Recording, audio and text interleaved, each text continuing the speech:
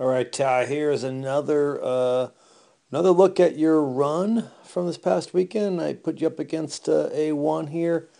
I thought maybe this could also help out for a little comparison purposes. You're both kind of in the uh, finishing up a turn here.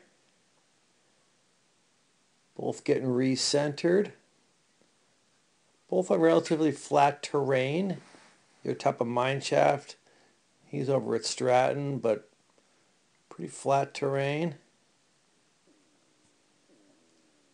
Both recentered. Now, as I was saying, you just you're a little taller. We talked about in the other video how I think you have too much up and down motion. Um, you're just a tad taller, and you also hang out into it in longer. You could see Andrew is already, rolling up the new skis. He's going to carve before skis get into the fall line. He is going to roll them up to a nice, high edge angle. You're still in that very tall, light stage. There's no early pressure. Um, he's now carving his turns. They're approaching the fall line. I mean, carving his skis, but carving the turn.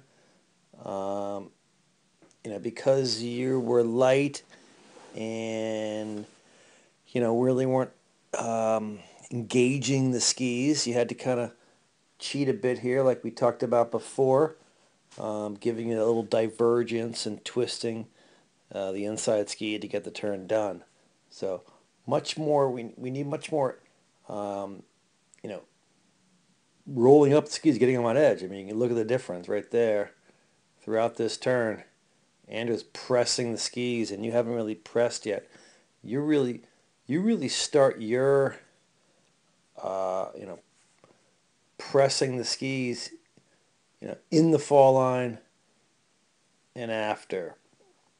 Um, and that's what we talked about in the other video, how your turns are, heavy below, really more the J-like type turn. Um,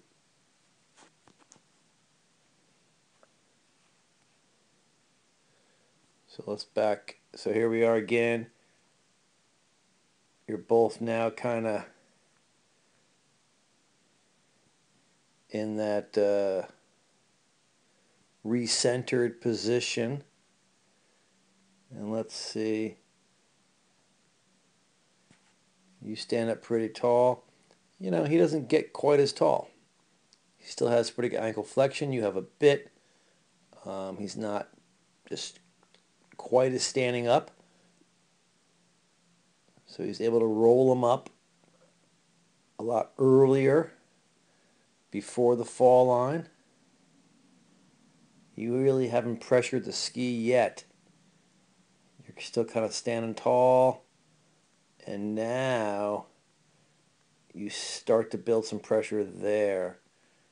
And it's kind of late. We're looking to have early pressure, pick up that new outside ski, we call it. In other words, move the weight from the old downhill outside ski, release it, start pressuring the new one, getting the turn done before our skis get into the fall line so we can release quick below. We want to be kind of done with the turn if we can. Sooner, the better. And that's the fastest way. So again, I think we got to reduce a little bit. It's not dramatic, but a little bit less up and down motion. And roll the skis up on edge and start pressuring them, right there. And there's no pressure going on there until you kind of steer them around to the fall line, and then you pressure them from the fall line and below. So something to work with. I hope this helps side by side. Let me know.